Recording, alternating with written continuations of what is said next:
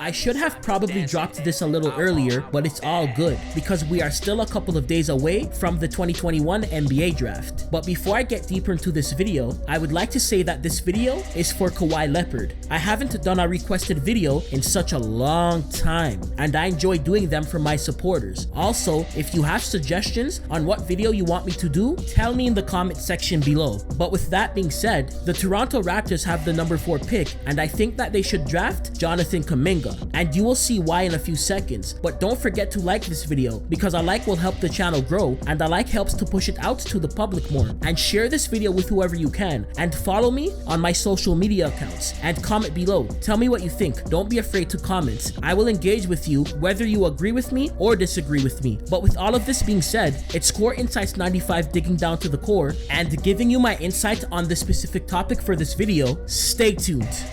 23, ain't playing dirty, feeling like James, I'm Brown worthy. Barely got numbers, but feel like a legend. Next side of the West, and with Claremont the second. My family hungry, my homies is hungry. Remember we're starving and using the oven. Reason number 1, Jonathan is not born in America. This is no shade to Americans, but international players are more likely to be loyal to a franchise, and you will see what I mean by this. Even Americans will tell you that. Take a look at this video that I did on Giannis last year on how he broke the NBA 2K cover curse, and you will see why I'm showing you this video in a few seconds. Take a look. I never banged on Kevin Durant when he made his life easier. He had worked his butt off at Texas, his butt off in high school, his butt off in Oklahoma City. He got tired of playing with Westbrook. He wanted to play with Clay and Steph.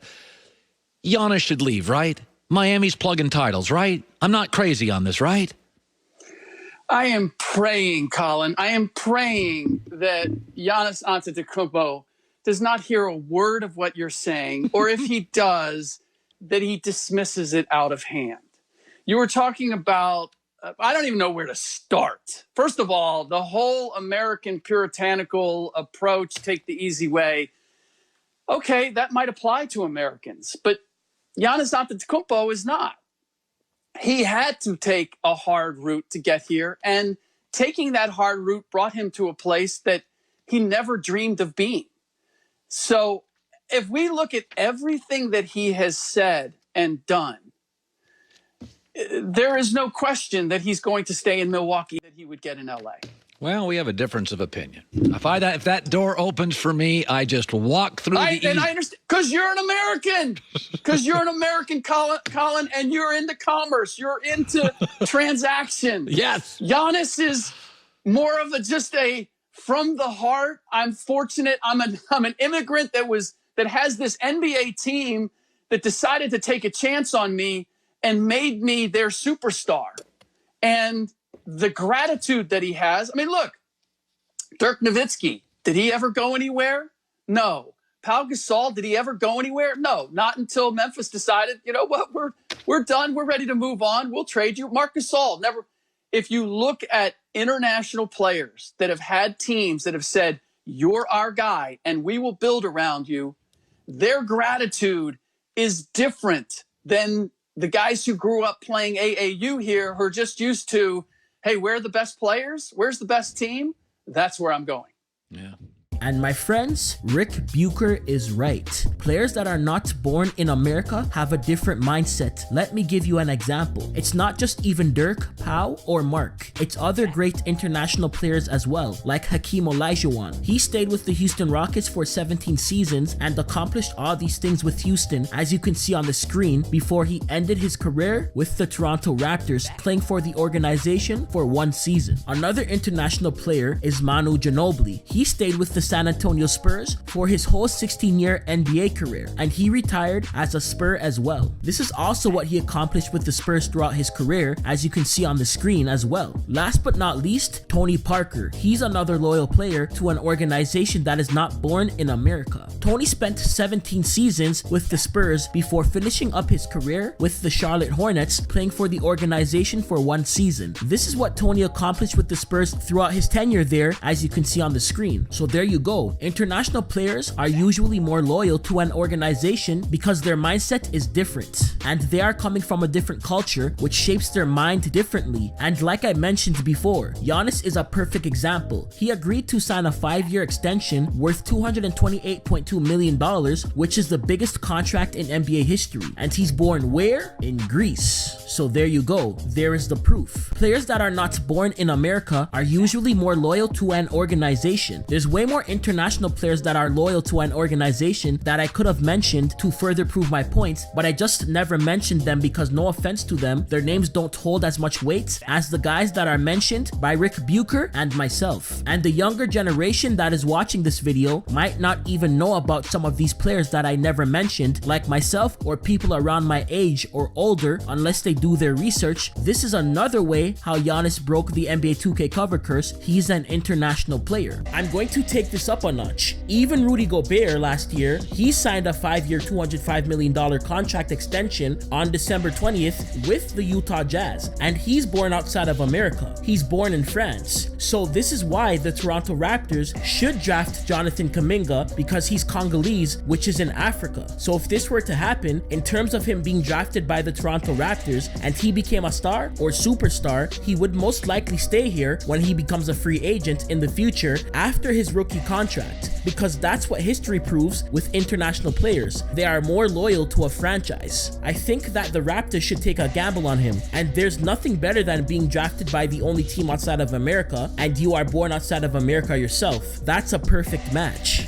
Reason number 2, his NBA experience. Jonathan chose to forego his college eligibility and reclassified to the 2020 class to join the NBA G League Ignite. In 13 games for the 2020 to 2021 season with the Ignite, he averaged 15.8 points, 1 steal, 2.7 assists, 7.2 rebounds, shot 62.5% from the free throw line, 24.6% from the 3-point line, 38.7% from the field, playing 32.8 minutes per game. I know his percentages are bad, but take this in. He's an 18-year-old playing with grown men. That's really young. It's not easy, but here's the thing though. Here is the advantage that he has. He played with a lot of guys that played in the big league in the NBA. And if anything, the guys in the G League play the hardest, more than even the guys in the big league, because they want to make an NBA roster so bad. So the fact that Kuminga was able to put up, if you round up, 16 points per game against grown men, even though his percentages are bad, is something special to me. He has the NBA experience that a lot of these other guys in this year's draft don't have, and that's his advantage. And his bad percentages are going to lead into my next reason.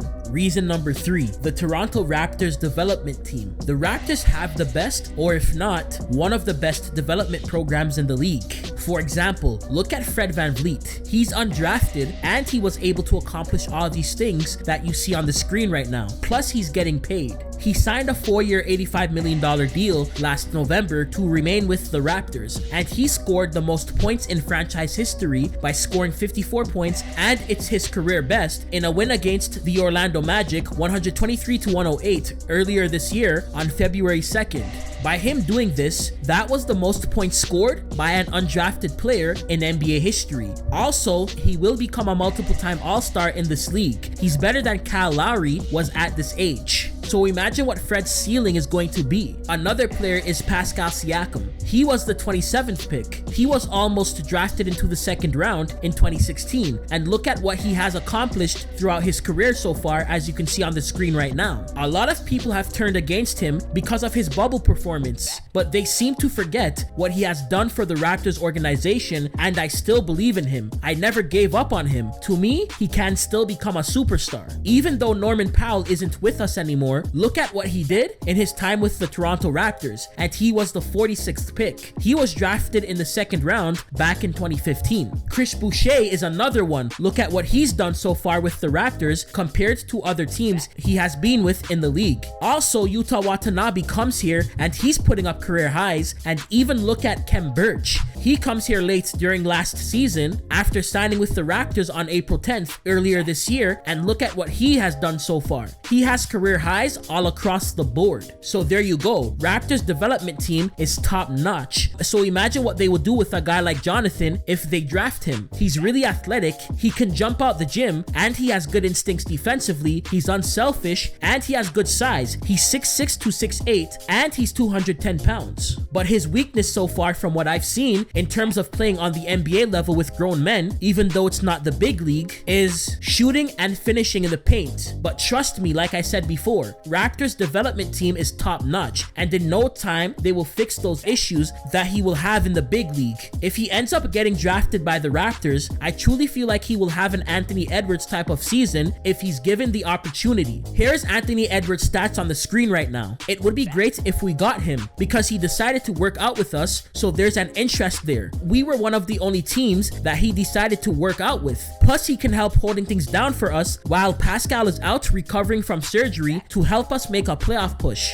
Jonathan will be special, and it would be a blessing for any NBA team to get him, and if he's given the opportunity, trust me, he will make use of it. Jonathan will be a problem in this league. Just imagine when he's more experienced in the NBA and develops a better understanding of the game on the NBA level, and when he's more seasoned and he puts on muscle and he weighs about 230 to 240 pounds, which will make him stronger. He will be scary. But that's it for the video. These are the reasons why I think that the Toronto Raptors should draft Jonathan Kuminga. And like I always say, don't forget to like the video and follow me on my Twitter and Instagram account. It's the same name as my YouTube channel name. And don't forget to comment below. Your opinions will matter. And share this video. Peace. I eat my French toast, bag of French girl, tell her let's go.